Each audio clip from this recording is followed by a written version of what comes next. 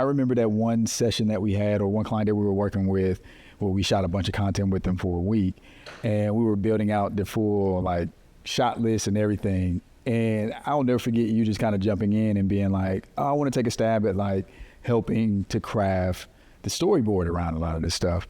And I was like, initially I was like, I don't know. And this was before I knew like what you was working with. So, but I was like, you know what, go for it. And by the time I went back in and looked at it, I was like, oh man, she really took the time to make sure she understood like, all right, this client is trying to communicate this.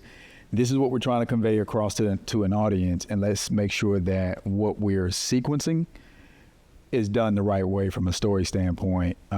Did you just automatically just go in and like that was just the approach that you were going to take, or? If I'm thinking of the right situation, yeah, I think it was because I was coming in and I didn't fully understand, so it helped me get it. And sometimes when you make something make more sense to yourself, it actually helps like smooth things out, I think, across the board. And so I think that's what I did. And the perspective too, like we're talking about like being in your client's organization enough to understand it, but out of it enough to say, hey, I know you think this is important and this is important, but I think other consumers, other potential supporters, other members would care a little bit more about this, or maybe we should lay it out in this way so you can say the things that you really are passionate about, but we hit these other points that are more broadly maybe a little more interesting.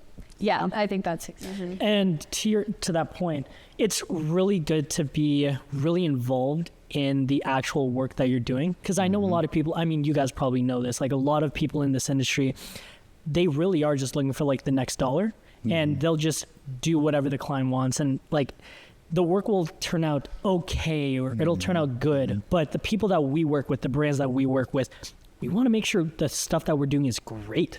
We want to make sure that, we're proud of the work that we produce. We're proud of the growth. We see the content that we put out, that you wrote out, that you like continuously like put your like blood, sweat, and tears into, and we see the thing grow. So like ultimately, if we are involved, like we're just as much a part of the process as they are.